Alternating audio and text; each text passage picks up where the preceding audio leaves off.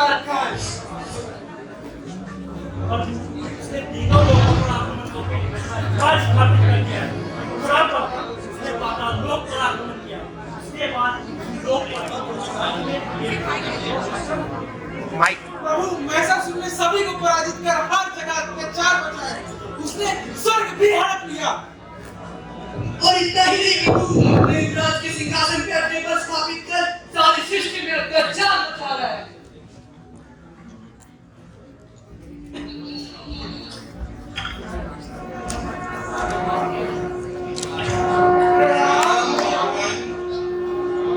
ये कैसा अनर्थ, कैसा अन्याय है प्रभु। उस दुष्ट दुराचारी महिषासुर के अत्याचारों की कोई सीमा नहीं है। उसने हमारा घोर अपमान किया है प्रभु, हमारे वालों को सताया, हमें इतना प्रताड़ित किया और हम उसे छू भी नहीं सकते। उसे पराजित करने का कोई तो उपाय होगा प्रभु। परिस्थिति विकट है, इसका बाद हम सभी को, परंतु इसका समाधान क्या है? प्रभु, ये वरदान उन्हें ब्रह्मदेव द्वारा प्राप्त हुआ है, तो इसका समाधान भी उन्हें ही देना चाहिए। देवराज, महिषासुर ने ब्रह्मदेव की कड़ी तपस्या करके ये वरदान प्राप्त किया है। वे विवश थे। आप यहाँ विवशता के लिए यदि हमारा कोई भक्त सच्चे मन से हमारी कड़ी तपस्या करे, उसके सामने प्रकट होना हमारा कर्तव्य है। हम उसे विनाश नहीं कर सकते। और देवराज होने के नाते इसका समाधान आपको अवश्य ढूंढना चाहिए। परंतु प्रभु, इसका समाधान क्या हो सकता है?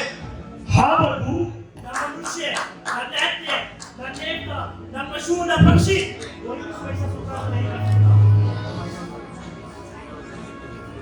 हाँ, यही वरदान दिया था महिषासुर को ब्रह्मदेव ने। अब इस आतंक से मुक्ति का मार्ग आप ही हमें दिखाए प्रभु। आतंक के जन्म में ही उसके अंत के संकेत भी छुपे होते हैं। आप सभी ध्यान से विचार कीजिए। अजय अवश्य है महिषासुर, किंतु अमर नहीं। और उस वरदान में कहीं भी नारी शक्ति का वर्णन नहीं हुआ है। पुरुष महिषासुर का वध नहीं कर सकते, परंतु बात यदि नारी की हो तो? मैं कुछ समझा नहीं प्रभु।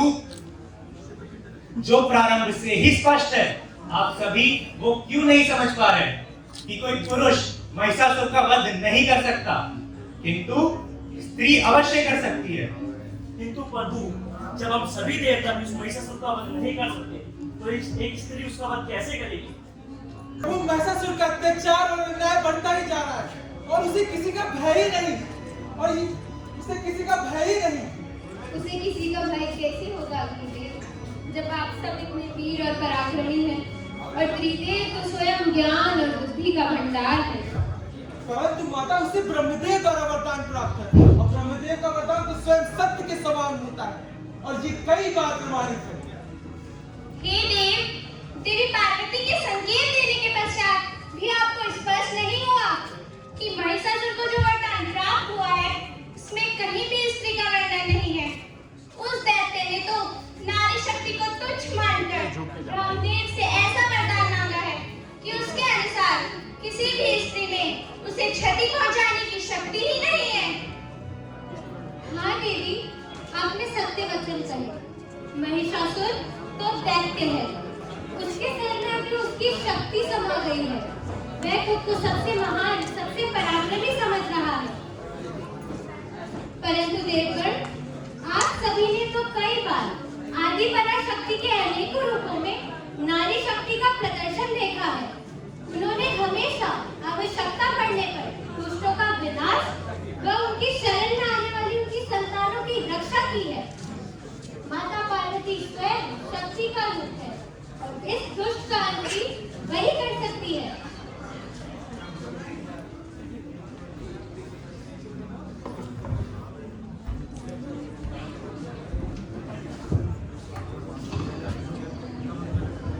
माता, आपने बिल्कुल उत्तम वचन कहे।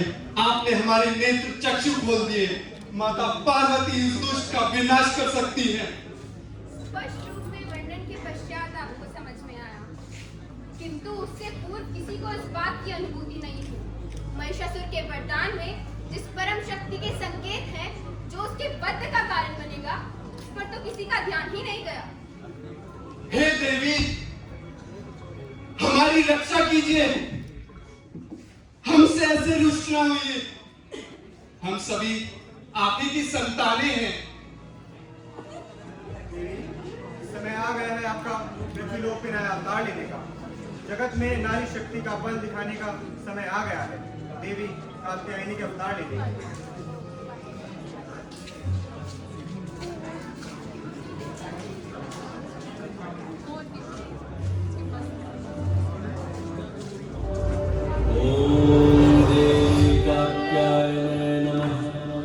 चंद्रभासोज्ज्वल करा